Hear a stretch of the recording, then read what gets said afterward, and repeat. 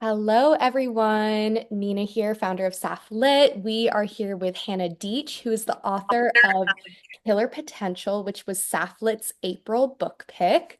Hannah Deitch is a former SAT tutor with an MA in English from UC Irvine, where she studied Marxist theory and contemporary pop culture. Very obsessed with that combo. I really do want to talk about that. Um, she is a former Arts Magazine editor and holds an MA in journalism from USC as well. Her work has appeared in the Los Angeles Times, LA Weekly, and the LA Review of Books. She's currently living in LA, and Killer Potential is her first novel. So, Hannah, thank you so much for being here. Thank you for having me. I'm so excited about this. This is my first book club chat that I've done. Oh, obsessed. Yeah, so I'm very excited about this. And this is obviously like the best book club I could possibly do. Well, I mean, you said it, not me. Very honored to be your first.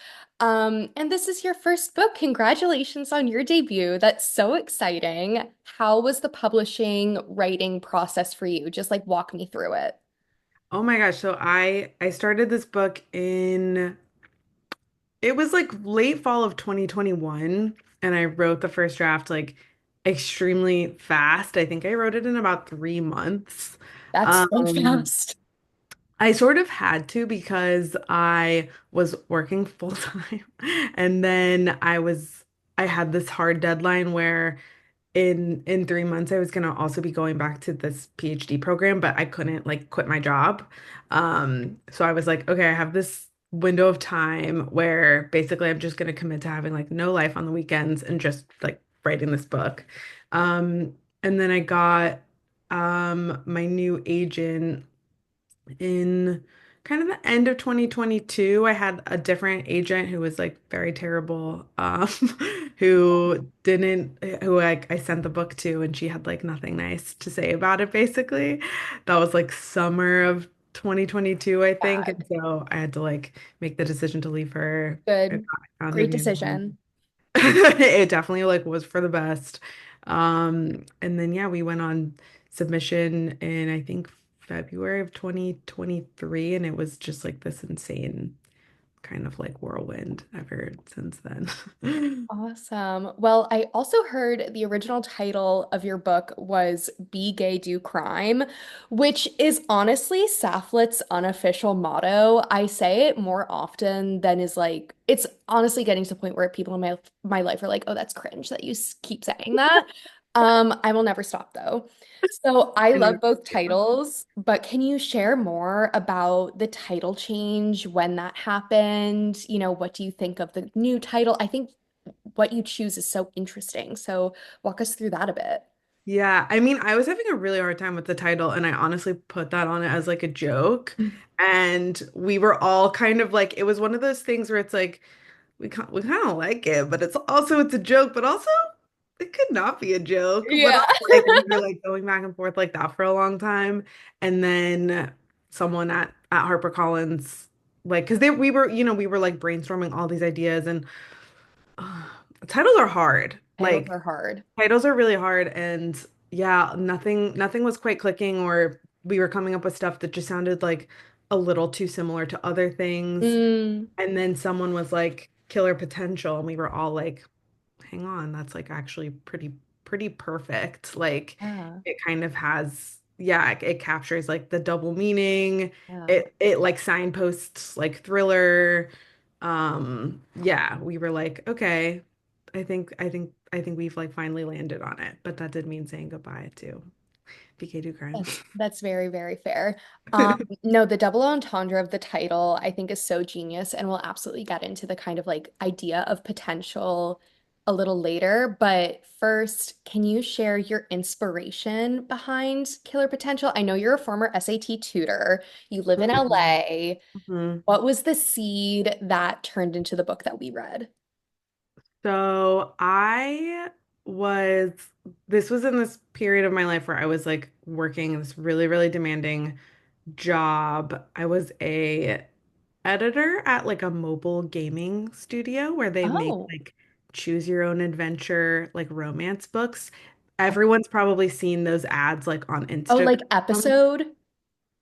Yeah, I think so. I think that's one of them. Like Okay. this was what there were so many because they blew up during the pandemic and Yeah.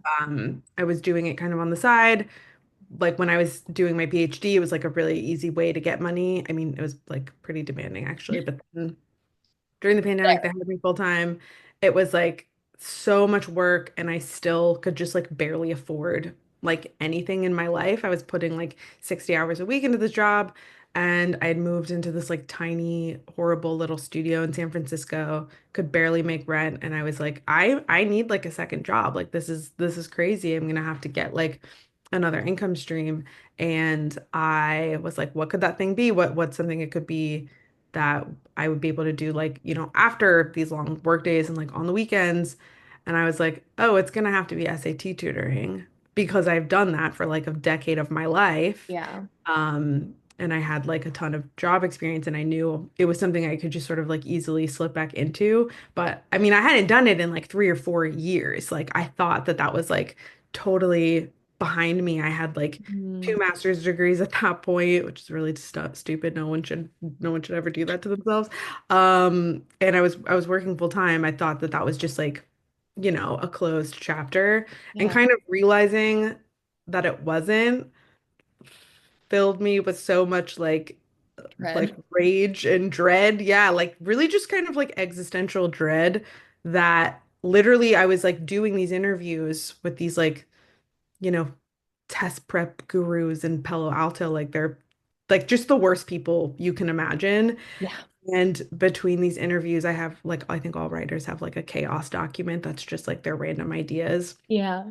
And I opened it up and I literally wrote SAT tutor, works for rich family, finds them murdered, discovers kidnapped woman. Like these are like the ramblings of just like a total psycho. But I was No, like, if someone saw that no context, it would be yo, yeah, they'd be like, concerning. she's on a watch list. Yeah. But yeah, I was like, it came to me as like a pretty fully formed thought. Like I knew like the ending, I knew like the theme, like it just sort of fell into my lap, Yeah. very complete, which does not really ever happen. And I started writing it like pretty much like immediately. That's It so like felt very cool. exciting to me.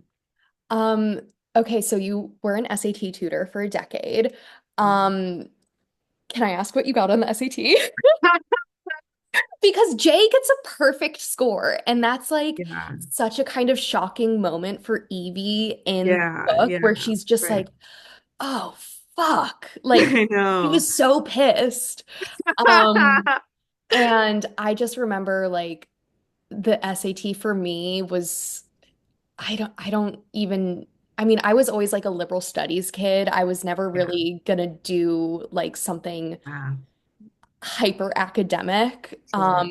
And so I didn't study for the SAT, and I'm always so curious to see other people's experiences with it. So I actually was a lot like you. I did not study for the SAT either. I took it like I think I was applying for college like, fall semester of my senior year, and I think I took it in like October of my senior year for the Yeah. first time. Oh So wow, I that's took it late. and it was really late and it was just sort of like I don't know if I was just like I don't really care about this, or I really, it's like such a long time ago. I don't remember or maybe I just forgot to do it. Like, I don't really know, but I was like a pretty good test taker, which is like kind of one of those annoying, but also sort of Yeah. useless skills. Like, it has a very short lifespan of like usefulness to Oh, you. 100%. And I think when I took it, I was like, I won't even be able to see the score I got when I'm applying for college. Like that will just be sent to them and I won't know what it Honestly, is that like. creates a lot of anxiety, but if you look at it as a way, kind of peace, like you don't have to like Yeah, and trouble too much about it. my like number one school that I wanted to go to, I knew didn't care anyway. So I was like, Great. it's fine. Like, I'd rather just do it this way and like not stress out too much about it. I think it did end up being, it was definitely not a perfect score. It was like a high score. Yeah. But I had to then, once I, like in college, once I started doing SAT tutoring, like just for money on the side, I Mhm. had to take it. I had to like, part of like the training was they were like, Really? you have to take the test and like, you have to tell us what you got. And I was like, oh my God, I am 21 years old now. Like Taking the what SAT all over again. That's yeah, like what are you traumatizing. talking about? Yeah, at that point I did have to take it. And I was getting like closer to perfect scores because it was Yeah, now my you, I mean, to that's your job. You have to like absolutely yeah. master it and give people like the tricks of the trade and everything. Hmm. That's so interesting. Um, do you feel like, I mean, I think with Evie, she kind of feels that the SAT tutoring is kind of keeping her stagnant in this like kind of teenage high school time of life. Were you feeling that too? 100%. Yeah. 100%. I mean, because you're also, it's not even just that you're kind of stuck in this sort of like teenage, like I need to do good at school kind of mindset as like a person pushing like 30 or whatever, which is Mhm. like what Evie is. You're also like, it's a scam. Like Yeah. you're at this point where it's like you're like effectively like a con artist and you're like the whole system is a con and it's Yeah. just sort of for rich people and the only people who can afford your services are rich people Mhm. and like you also know that it's all kind of a joke. So Yeah. there's like that aspect of it too, where you're like, I'm complicit in this thing that is like this evil system, but also there's really sort of no way out of it. And yeah, I think that was like part of the loop that I was like revisiting Yeah. like what it felt to be like in that headspace. Because you're kind of, there's a part of you that's sort of like, I'm getting all these rich people to pay me all this money for this stupid thing, you know? And so you're kind of Yeah. like, okay, pat myself on the back, successful scam, but also, it's evil because you're like, these are kids that are going to get into college because of something I'm helping them with, that like all these other people won't because it is Yeah. still something that colleges like look at and take seriously. I think it's changing. I think Yeah. like there's been kind of a big, since I've been out of the tutoring game, it feels like there's been a big kind of revolution of colleges being like, oh wait, actually this is a dumb test. Like, don't worry about it, but Yeah. I'm No, not that's sure. so interesting. Like, I mean, the college admissions process costs so much money with the Yeah. tests and the applications. And I mean, just having the privilege of the time to dedicate to it. Um, it really highlights like the main theme of the book, which I see is like the romance of social mobility and academic pressure and success as a potential way for social mobility. Um, as a formerly gifted kid myself, Evie's story really resonated with me, honestly. Like you make all of these huge life decisions before your prefrontal cortex develops, and then you face the consequences of loans, the job market, and realizing you're not as special as you've been told your entire life.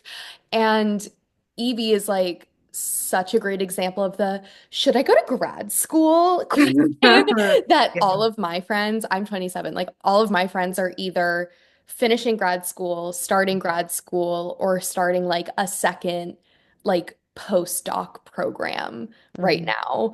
And then there's me who just like does book club stuff. And I'm like, yeah, just gonna do this for as long as possible. Mhm. Um, and I feel like it's just kind of that question that so many of us face when we leave that really structured Mhm. format of school. And, that's why we keep going for it because that's what we've been raised on. And, that gold star, like always trying to achieve like a pat on the back.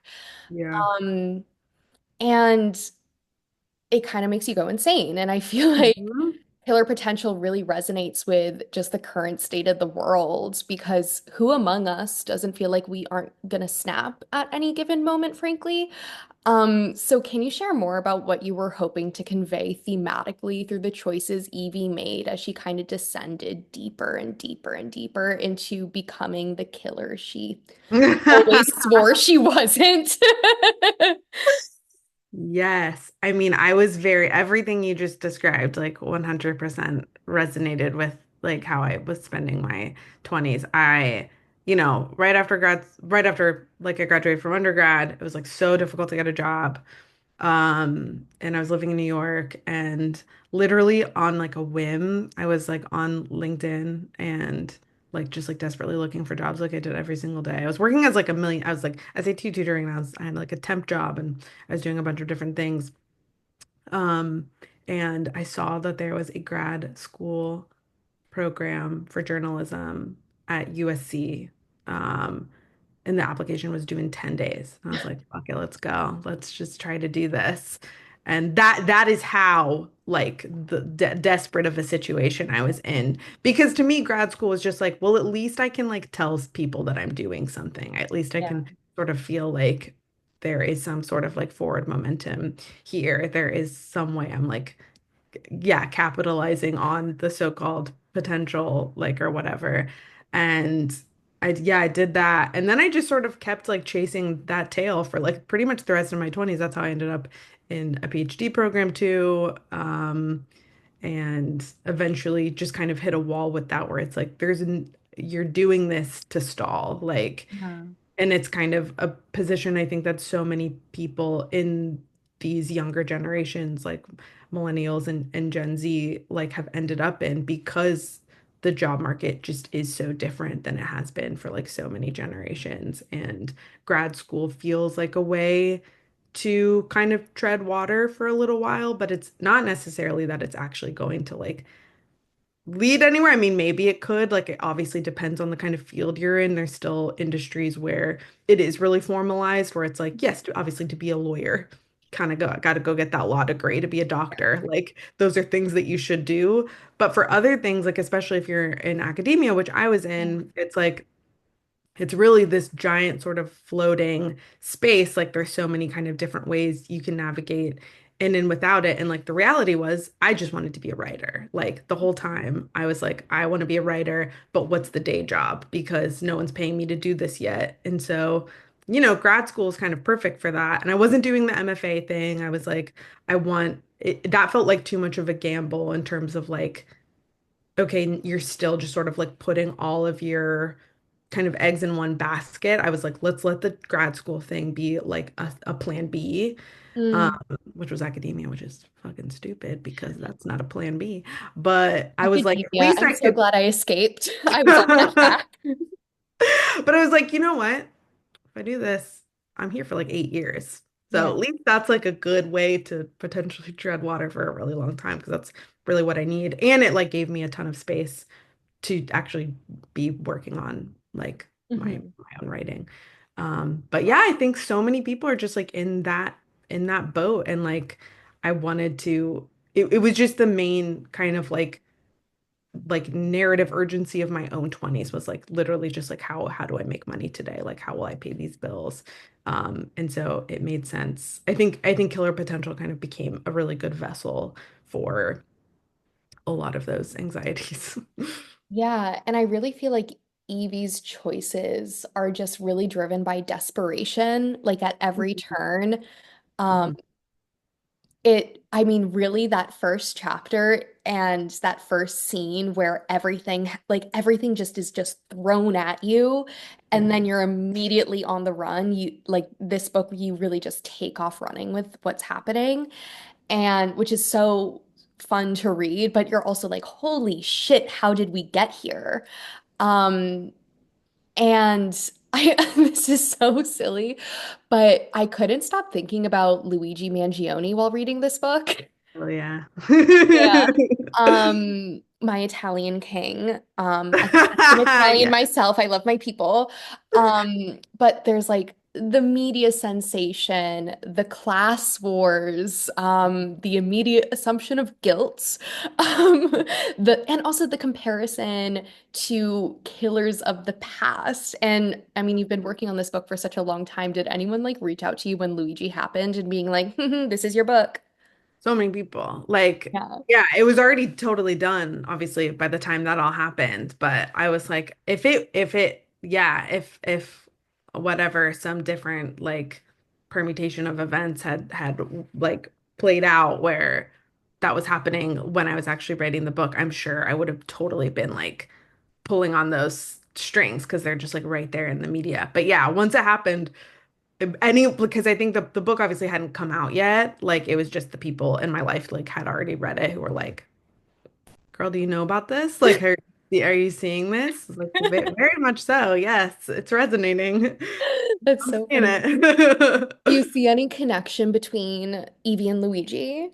I think definitely. I mean, it's like it's interesting the way the novel could have played out if because the like kind of media sensation of it is sort of playing in the background a little bit. But Exactly. I think if it had happened when I was still working on the book, I feel like that's something that would have been interesting to play up like even more, like that sort of aspect of it. Because they're so unaware of it was kind of what felt nice about writing it was how unaware they are of like narratives playing out in the media about them because they just don't have access to it. It's just sort Yeah. of like whenever they can grab information. Um, but whenever they do, it's all bad, obviously. Yeah. But like you a couple of times you get a sense that there are like little pockets of people out there who are like, no, girl, we love your work. Like people who believe that she No, really it did. was the person who told them about the boats from the island of Yes. Washington to get to Canada. Yeah. I was like, homie. Yeah, he's like, hey, I'm just here as a fan. Like, I'm just Yeah, trying to get exactly. this Love out. your work. Killer Potential also has this kind of remnants of a road trip kind of enemies to lovers romance. The Thelma and Louise of our times, as Paula Hawkins put it. Um, Mm, and that kind of media craze that we're talking about really feeds into the kind of man-hating, angry lesbian stereotype. Um, and I mean, talk about trauma bonding between the two of yeah. them. And aside from sheer survival and like forced proximity, what do you think attracts Evie to Jay and vice versa?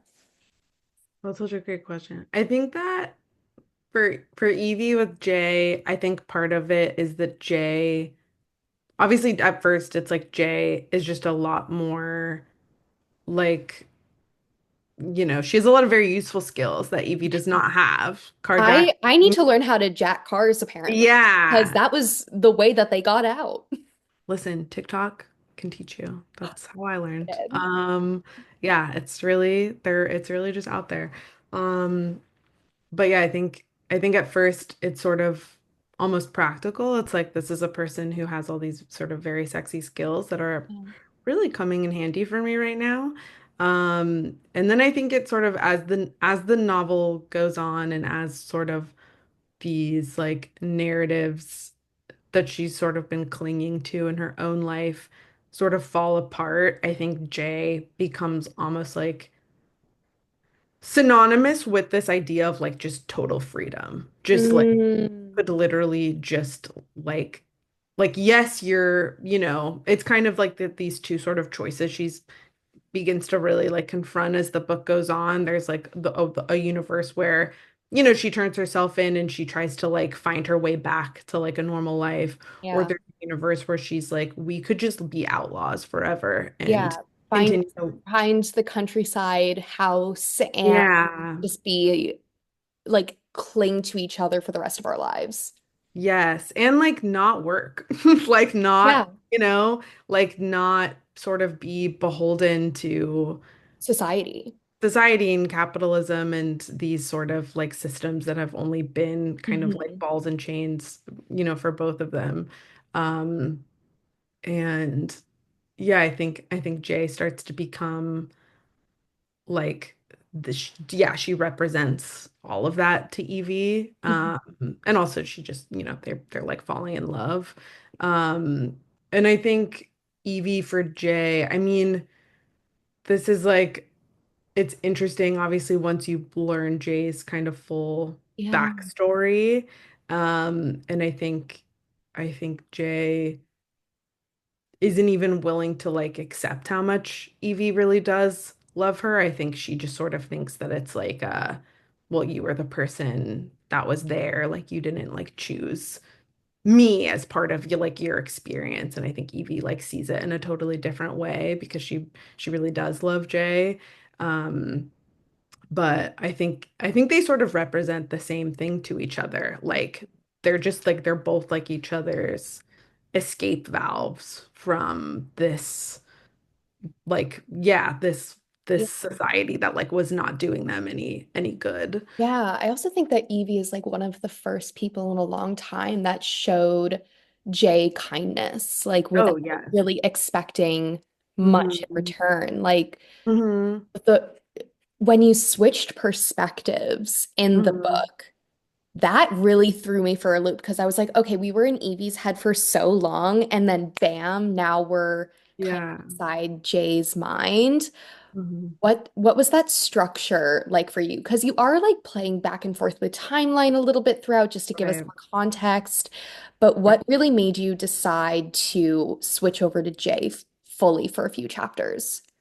That was always part of the book, like from the very beginning, because I knew from the very beginning that we're full Really? spoiler here, right? Oh yeah, yeah, yeah. No, this is Yeah. if you haven't Okay, hold read on. the book I was fully, gonna turn off your sound and say. just come back later. No, we have to talk about the ending. Absolutely. That was Okay. going to be my next question. So you Yeah. knew it was going to be Jay from the beginning. I always knew it was her, and I also knew why. I knew that it was like that the villains of the story were never whoever killed the victors. It was the victors like themselves. And so Jay is I knew her motive, I knew like all of that. And so I knew I wanted to at some point in the book like switch over to her so we could understand why, and also just sort of like I always like when we kind of like Rashomon style get to sort of like see events that we've already seen, but from like a Yeah. different character's perspective. I always just like think that's just like never not compelling to me. I Mhm. think that's something that like at least always just sort of works on me. Um, so I always knew that it was just a matter of in editing, I played a lot with where there's one version of it where it happened a lot earlier. Um, and yeah, I liked the way it ended up. Yeah, we kind of ended up containing it to like the third act, and it kind of being almost like a conversation that's playing out between the two of them because Jay is like directly addressing Evie and also sort of the reader, but we don't Yeah. really know like how that's happening yet. And then you learn that it's like that she is literally directly addressing Evie because she's writing to her.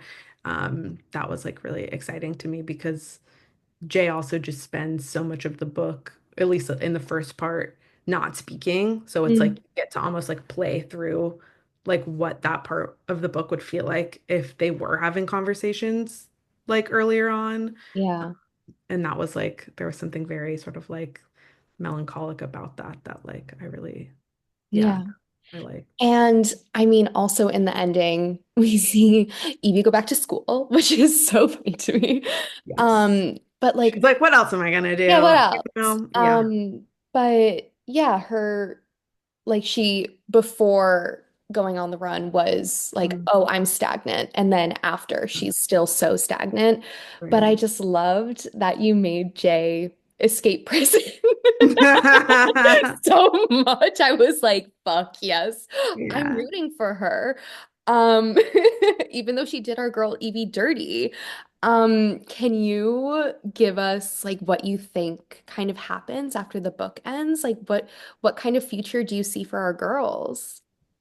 I think that I mean, it's potentially like way too sort of like romantic or optimistic of me, but I do think that they just love each other and that they like would try to find their way back to each other in some way. That is like what I like to believe. I just think it doesn't happen immediately. Yeah. Like I think it would happen.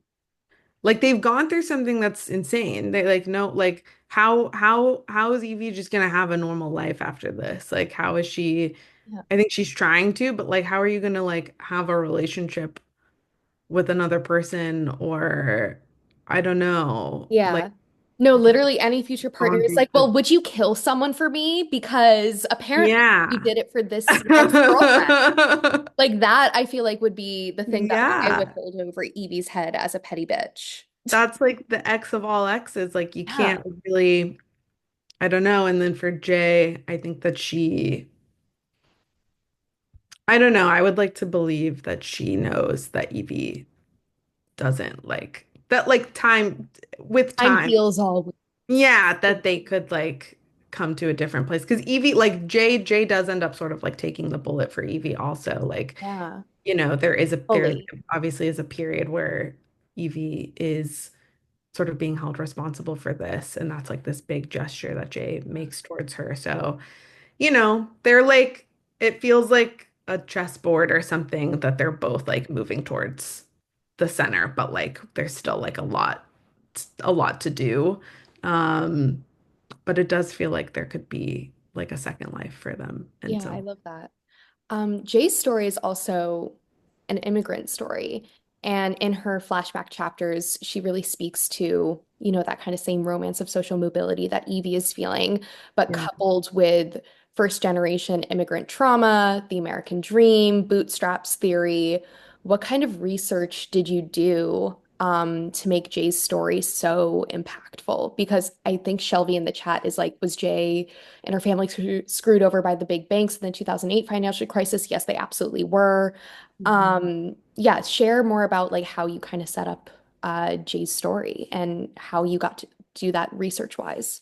Yeah, Jay's kind of like she's a little bit of like a Frankenstein of a few people that I've actually like known in my own life, in kind of like the town that I grew up in, which is not Irvine, California, but yeah, I grew up in Alpharetta, Georgia, which is like it's like a very like transplant kind of town. It's really different now from, like 20 years ago when I was like growing up there. Um, but that's kind of where a lot of her backstory came from. And then the big thing I was really interested in with her and her family was this 2008 like financial crisis and families who were evicted during that time. And so I read a lot of literature sort of around, yeah, what it felt like kind of first, like sort of a combination of like memoirs, but also sort of like sociological, research on that crisis and what it felt like. Because it felt, I don't know, it's like, it gets referenced all the time, but it doesn't feel like it's like we forgot that that was this Happened. huge thing that happened that like affected literally everyone in this country, unless you were just like already super protected by your own like inherited wealth. And I was really interested also in placing her backstory in Irvine specifically because that's where I was doing my PhD, and it is a weird, weird place. How so? I've never been. It's just like it's kind of like a cartoon town. Like it's all owned by one company called the Irvine Company. And they like don't want any trash anywhere. They literally like pick up any unhoused people and move them to like other cities, usually I think Santa Ana. Um, and there's been a lot of like things in the news about, the city was like going to build a shelter, and a lot of people were like fighting against that because they were just like, we don't want that, like kind of like dirtying our town, basically. NIMBY, not in my backyard. Correct. And Yeah.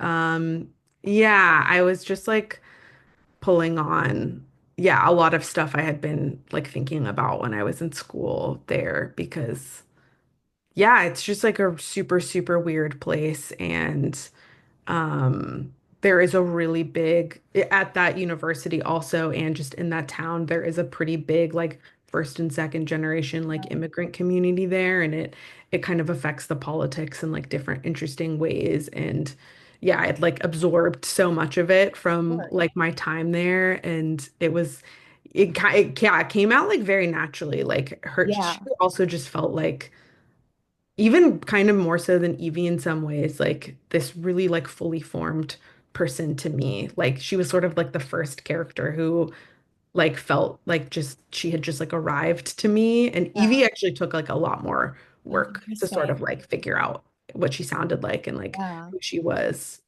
And maybe part of that is because Jay, she in earlier versions of the book, she kind of her POV came a little bit earlier. Okay. Um, and so yeah, I think that might be why I had just like spent so much Yeah, time with her she was by the very time we good. get to like the final Yeah. version.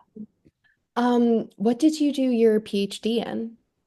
It was in English, and that's like a gigantic umbrella. I mean, there's like, literal medievalists in these like Yeah. English programs. And then there's me, who I was literally like, I want to write about like pop culture and TV, but like do it Marxist. So Do that it was Marxist. that was me. That's so interesting. And you had an MA in journalism. So what was like your academia journalism, like, Marxist essay writing? How did you switch over to fiction? That's so interesting. So fiction definitely came first. Yeah. Like I was always doing that, and then I was kind of like, what would be the perfect other thing for me to try to be doing if this doesn't work out? Because Yeah. I didn't really know anything about like I didn't know anybody who'd ever been published. I didn't know any writers. Yeah. Like I didn't know anything about that. So I was just sort of like, okay, while I'm sort of like privately working on novels, because this is like maybe the fourth or fifth novel I've ever written. Like Oh, it wasn't wow. there was a lot of shelved like projects that Yeah. sort of like I had to like teach myself how to do it Yeah. before I got to this book. Um, but during that time, I was like, what's a good, sort of just day job for me to be trying? What are other things that I'm like passionate about that I could see myself doing during the daytime? Um, a lot of writers go for MFAs. I Yeah. didn't really want to do that. And then I think there are a good number. Like, I don't know. I was expecting sort of more fiction writers in my PhD program, but it was really all just people who were like, we want to be professors. Which was really interesting. I mean, I was also teaching during Yeah, of that time course, you have too. to. Yeah, and I was like also, teaching's what I've been doing like technically too as an SAT tutor for a long time. I was like, if this doesn't work out, I like doing this. Like I'm happy to just be a teacher like at any level. Like I think that's something I could see myself doing. But yeah, it really was just the day job that I was like trying to just sort of like see, yeah, how long can I stay in this while I'm really just trying to like get Yeah, like yeah. my own writing off the ground. Well, now that the book has been out for a little bit, is there a reaction from a reader that's really stood out to you? That's such a good question. I mean, I think what's funny is, and I part of why I'm so happy that I'm doing this particular book club today is so many people are surprised that it's gay.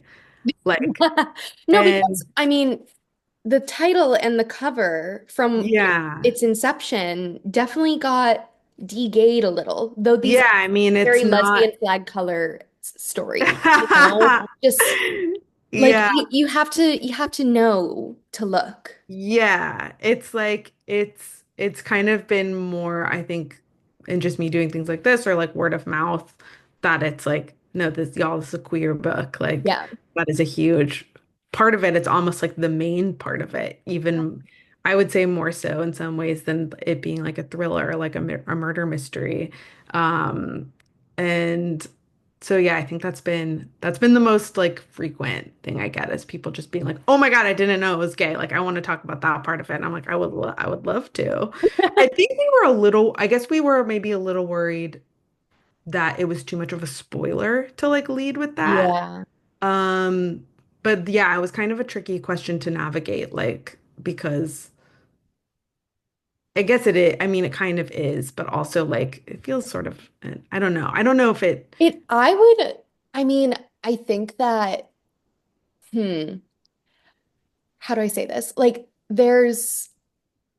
I've been having lots of conversations with my friends about using the word sapphic in book publishing as like a yeah, marketing term and yeah, having sapphic really identify like, oh, this has like, queer female characters, like it's sapphic, but then having it be a queer story kind of implies like a queer relationship aspect as well, instead of yeah, just like the character identifying as something. yeah, Um, so I don't know. yeah. And, I think that the term sapphic is something that like book publishing really has like latched onto in the last few Mm. years, like really, really strongly instead of saying like lesbian or queer. Um, Um, but yeah, I don't know. It's something that I've been noodling on a lot.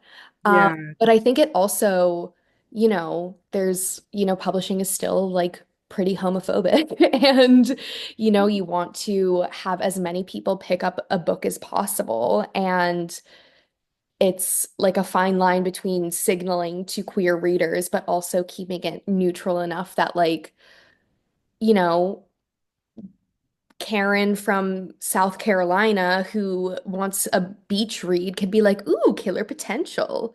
You know what yeah, I mean? totally. I think I have been very um moved by people who probably have never read like any kind of queer like love story, let alone just sort of like fiction, period, who have been like, this was so beautiful. Like I loved this like relationship between them, blah, blah, blah. That's been like very move. That's happened actually like quite a few times because I'm from a really conservative Yeah. part of the country and pretty much like everyone in that community who's like grew up with my parents or just like old family friends and stuff like they have all read it and they've all been like so positive about that aspect of it, which I genuinely like was not sure. Because again, we're not handing it being like, here's my gay book. Yeah. Like, that's like Yeah, a and true. you shouldn't have to like have that as a qualifier because you wrote a fucking book, No, like yeah. that happens to be gay. Yeah. It's like it really was kind of just like it feels almost like Trojan horsed in there or Yeah, something. that's the perfect term for it, I think. Yeah, I think that's like how some readers are going to experience it. And then I think that there's also a faction of thriller readers and like, you know, I think having a romance, whether it's queer or straight or whatever it is in thrillers, is pretty uncommon. Like it's not, and some people are always gonna want to like, you know, keep their food separate. Like, you know what I Then mean? the potatoes can't They touch. don't want them to touch. Yeah. And I always want them to Oh, touch. same. But Mix them around. not everyone does. Yeah. So I think that's like, yeah, kind of a funny like line to navigate as Yeah. well. It's funny. So tell us what's next for you. I heard that this might become a TV show? Question mark. Yeah, so it's Whatever been you can share that you want to share, we want to hear all yeah. of it. So it's been optioned. I'm working on the adaptation. That was like I love television and that's like a space I'm pretty familiar with and really love. So I really wanted to like be a part of adapting it. And yeah, I mean, Hollywood is going through quite a time right now. And so it's totally up in the air. I feel kind of, you know, I would really like it to happen. And it does feel like there's like good momentum there, so fingers crossed. But if we do it, I think there's also a very good like potential that it would be beyond just it might be like an ongoing series. So the conversation about like what happens next for Evie and Jay could actually like become reality, which Okay, is love that. very, yeah, I've been like thinking about it a lot just because I want to make sure if that does happen, that like it happens in, the right way. Yeah. Uh, Okay, awesome. All right, so we're going to move on to the rapid fire round. These are short questions, short answers. Whatever first comes to mind or, Ready? feels right, say it. And if you want to go on a tangent, that's totally okay too. We encourage tangents in Sapph-Lit. For those of you who are listening in, drop any questions you have for Hannah in the chat, and we will ask them at the end of the rapid fire round. All right, here we go. What is your favorite serial killer story or true crime hyperfixation? Whoa. Okay, I'm gonna go true crime hyperfixation because that's actually what my next book is about. And that is the West Memphis Three. I know everything about them. Oh my God, I'm gonna go down that Wikipedia rabbit hole after this. What are you currently reading?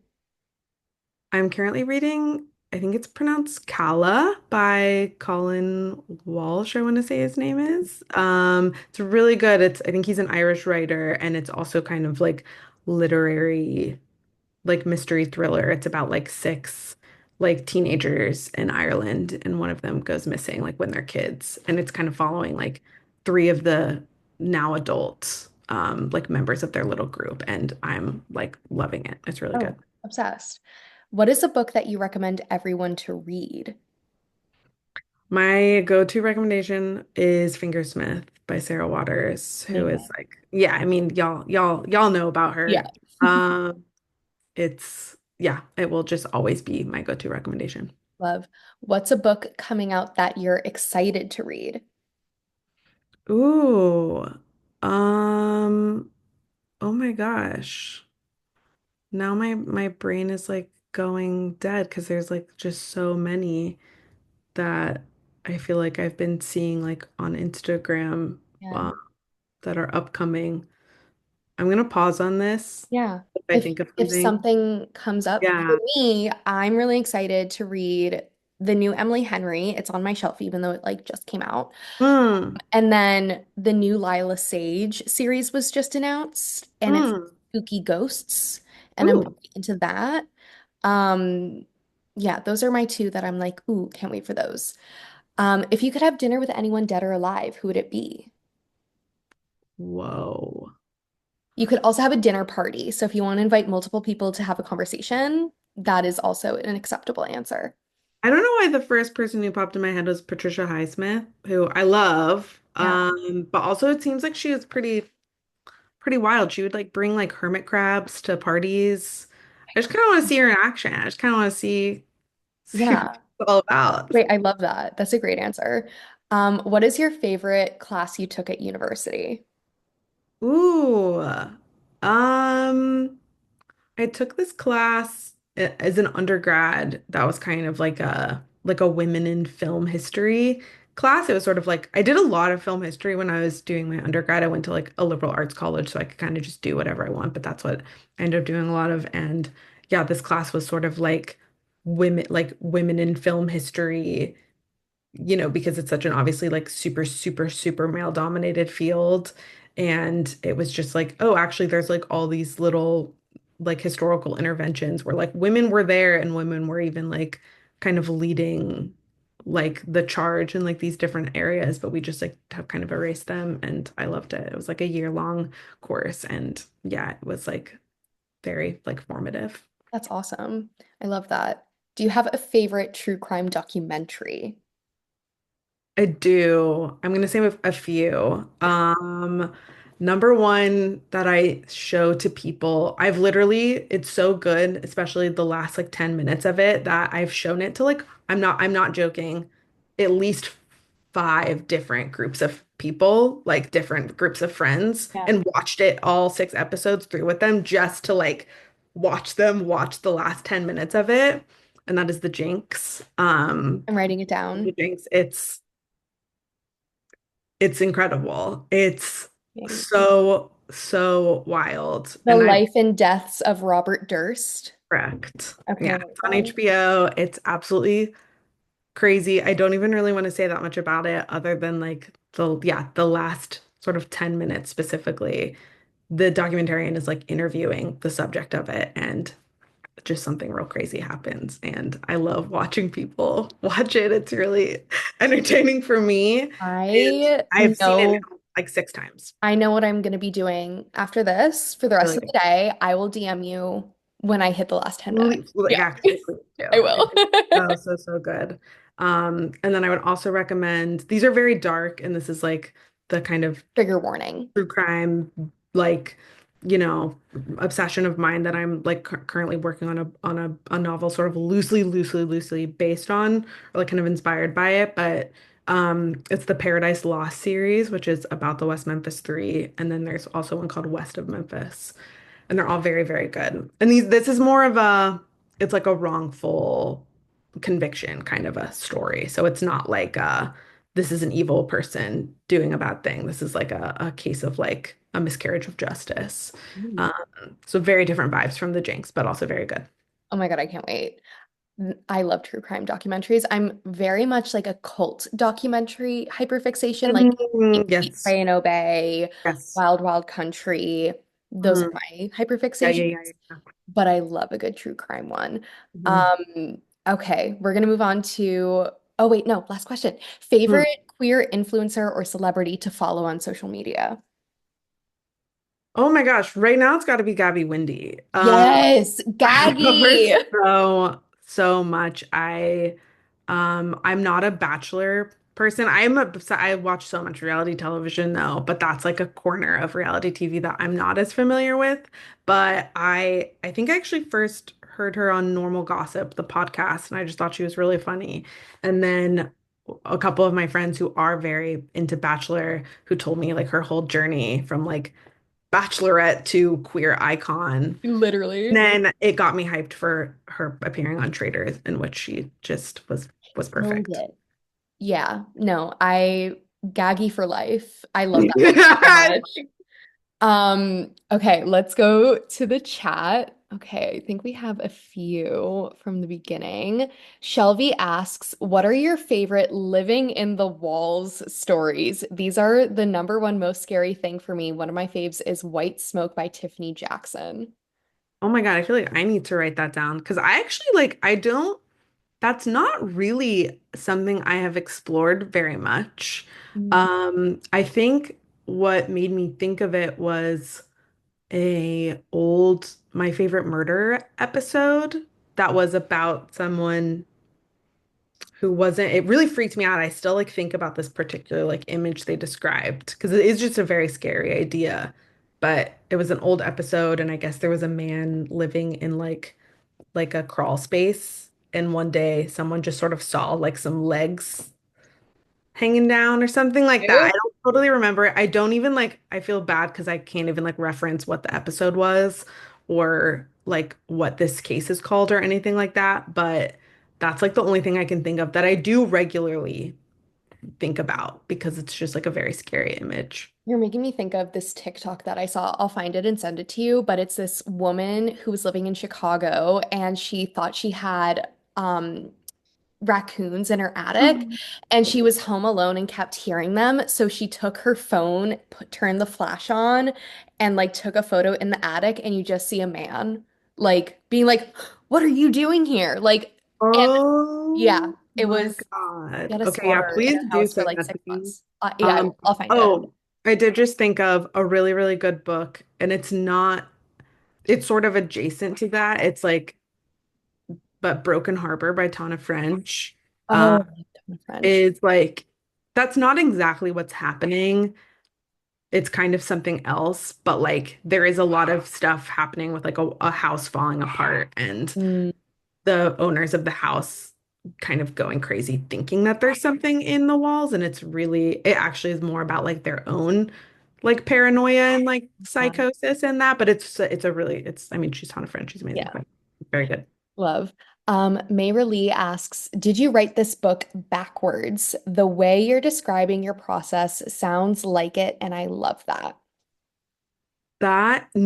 So no, sadly I am not that cool.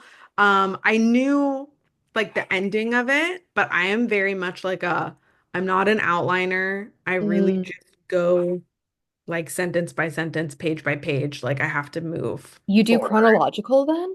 Very chronological. And it Wow. has to be like I have to like every sentence before as I'm like moving forward. Like And you did this in 3 months, I can't girl. like How skip. do you do that? I I'm think I writing my will book right say now, and it's taken me like 3 years. And I have like a whole outline, and I'm like, I don't know what I'm doing. I think sometimes outlining can actually be A form like of procrastination, yeah.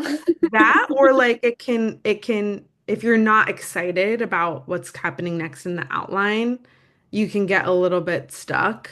Mm, Like sometimes, I mean, it totally depends on I have friends who are like, I have to outline or it's just not going to happen. yeah. I think for me, the only way to get through it quickly is to just sort of pants it and to just, Yeah. yeah, Full really. send. Even like I like to know what, like in this case, obviously like the answer to the whodunit or like the motive and things like that, but I don't want to know too much about what's actually going to happen. Yeah, you're just raw dogging it. That's awesome.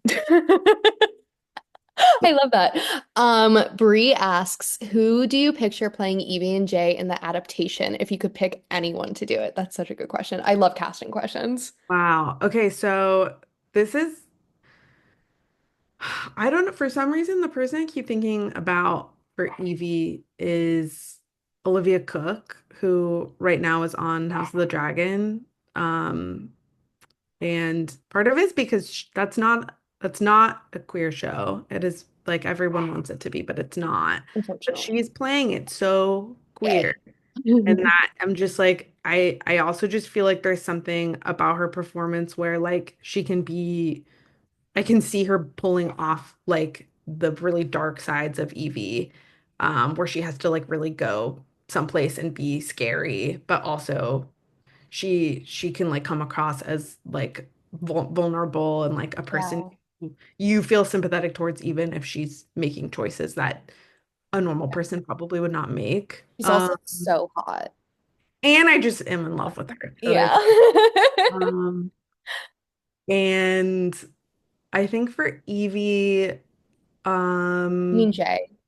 oh yeah, for Jay, one person there's like two people I've thought about, um, but I don't know if age wise it works. I don't know their ages like off the top of my head, but one person's Jessica Henwick, and the other person is Havana Rose Liu, who was in Bottoms.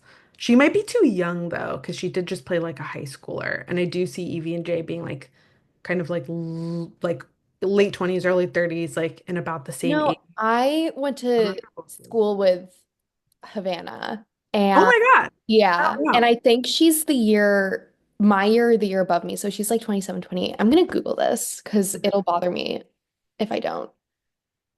Um, She, I think, could be very good. yeah, she's 27. We're the same age. Okay. Yeah. Well, maybe by the time it actually happens. No, she would be so good for that. I Yeah, love that. I think she'd be really And she's great. like the nicest person ever.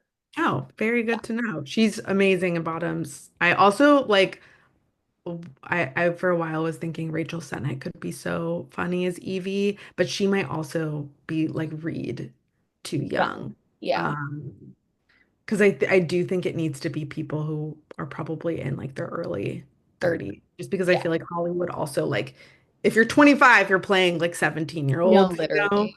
So I have to do that math in my head. But yeah, Yeah. those No, are you have to hire someone who's 40. exactly like yeah, this is what 30-year-olds look like. Yeah. Yeah. Bree asks, what's one piece of advice you wish you'd been given as an aspiring writer? That's really good advice. I like a good question. I think it's one of those things that it's kind of advice that's sort of impossible to like it's easy to give but impossible to receive, but like being really patient, I think, about like your especially the first kind of things that you're completing, like and I tell a lot of my like close friends too who are working on like their first novels, like this this might not be the thing, but that doesn't mean that this is like useless work. Like you're still Yeah. teaching yourself how to do something. You're teaching yourself how to world build and how to like structure something. You're also teaching yourself that you can like finish something, Yeah. but like also give yourself the gift of being able to like let go of this and start something new and also see that to completion and just like keep reminding yourself that this is something you have to be like doing it because you love it because it's so hard. Like writing is such a difficult thing to do and there's really only one reason that you can be doing it and that's because it's just the thing that you have to do. And so I think if you can like give yourself permission to not be so attached only to like the first piece of writing that you ever work on and like see to completion, but also do something else. Um, I think that that is good advice because I think for a really long time when I was working on like the first thing, I just sort of like couldn't let it go. And I needed to in order to be able to like do the things that came next that were frankly much better than the first thing that I ever did, because of course they are, because that's Yeah. like just how it works. So yeah, I would say that is an important piece of advice. And then also something I've learned that's really helpful, and it's kind of related to that, is once you finish something, don't look at it for like at least a month, like as long as you possibly can to sort of like keep the like furnace burning, you know what I mean? But you need to be able to approach it once you're in the editing as if it's like a stranger's book. And I think Mm, the only way you can do that is to just put it aside for like truly as long as you possibly can. And then it kind of releases you from that like over attachment to every decision that you've made. And you can kind of like look at it objectively as like a friend's piece of writing. And then you can like start to do the like necessary like editing. yeah, Um, I love that. Tori asks, did you have any favorite songs you listened to while writing Killer Potential? Whoa. I did. I had a lot of songs actually You that have like a Killer Potential I playlist? did. I might actually like share it at You some point. should. I yeah, well, first of all, it came out when I was already finished, but Two Most Wanted came out like well after I had already finished the book, and I was like I was so like emotional about it. I was like, "Oh my God, Beyonce, you did this for me." No, literally. Um But I, yeah, a lot of the work of Boy Genius and their Mm, various members, um, I really felt like, yeah, that was very helpful for me. I think the one I listened to the most was I Know the End by Phoebe Bridgers because it's like a road trip song and it feels so like it just builds towards like that climax. yeah. Um, it's a really good song. And also I something I do a lot is I'll make playlists that are good for like working out and mostly running. That's like something I do a lot and I'll use that as like thinking time. Yeah. Yeah. Love. All right, we're gonna end on Shelby's favorite question to ask every author, which I'm obsessed with. If you could take Jay and Evie to a chain restaurant for a dinner date, where would you take each of them? Oh, that's an amazing question. Oh, Shelby's a genius with this one. Um, Maybe we go to Hooters. It could be really fun. That could Though be I've heard really a lot fun. of Hooters are closing. So That's devastating. Americana is dying. I know it's true. One of the greatest, yeah, signs that the empire is collapsing. Hooters Really. closing. I think we'd enjoy a nice time at Chili's. Yeah. Hooters Yeah, and Chili's. I love. get some queso, get some like endless margaritas. I think we'd have a good time. I love it. All right, Hannah, thank you so much for joining us. I just had the best time and I cannot wait to watch the Jinx. Yes, Yeah. really good. It's like I Anything feel I can't overhype it. Like it can only meet expectations. noted. Anything you want to say to the Sapph-Liddies before we log off? Just thank you so much for like reading and engaging. This was so much fun. I was like I've been excited about this like for literally months. Like this has been yeah, just like I cannot I like was so excited to do this and it has like surpassed my expectations and always you guys are awesome. Thank you so much for like reading and hanging out with us. Thank you so much, Hannah. All right, everyone, have a lovely rest of your day. Bye.